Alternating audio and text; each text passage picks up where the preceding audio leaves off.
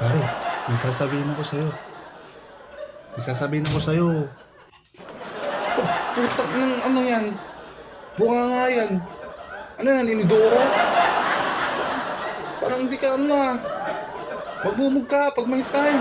Ano parang, ewan ko ba kung anong pinantubrush mo? Tubrush yata ng inidoro eh. So, grabe, halos mamatay-matay. Nakakamatay. Promise, nakakamatay. Kaya amoy mo. Baho!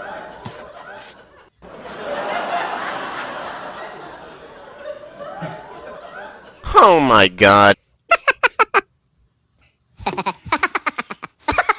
Ano?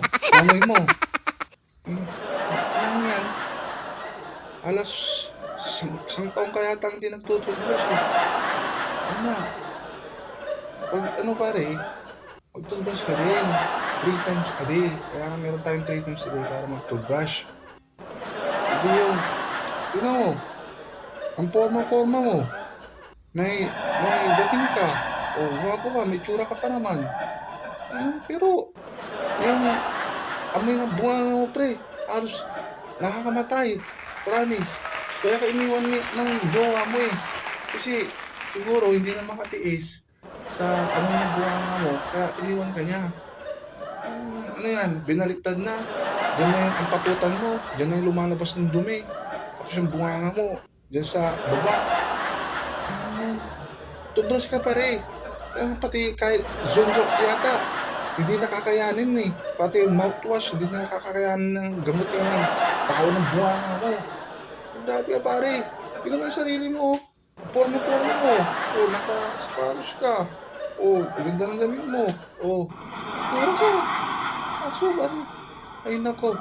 Grabe ang bunganga mo. Grabe ka naman. Ay, nakakait ka naman. Anong pre? Real to? Hindi ako nanlalait.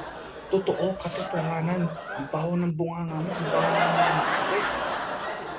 Basta yung puso negro na yata yan eh. Gugustuhin ko pa yung tayo ng kaso eh. Kasi yung bunganga mo pre. Pre, ito advice ko lang sa'yo. Mag-flush ka ng 3 beses. Pamumog mo alcohol para nawala yung bakterya. Pag namamatay. Hindi, ako nanlalait pre. Ha? Concern ako sa'yo.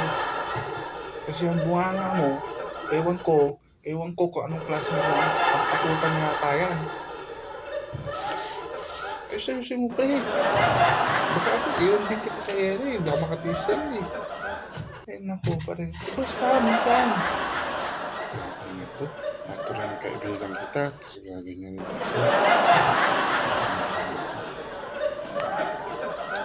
Ay, naku.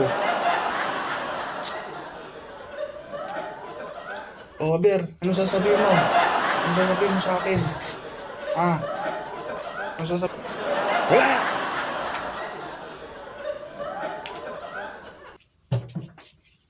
Oh my god. Bahala ka dyan sa buhay mo. Oh, tignan mo tong gawin to. Ako na nga nag-adjust para pakinggan yung sasabihin mo. Ikaw pa yung galit. Hoy! Magbumog ka ng daon eh! Kung pagmumog ko ng gasolina yan, buhanga mo!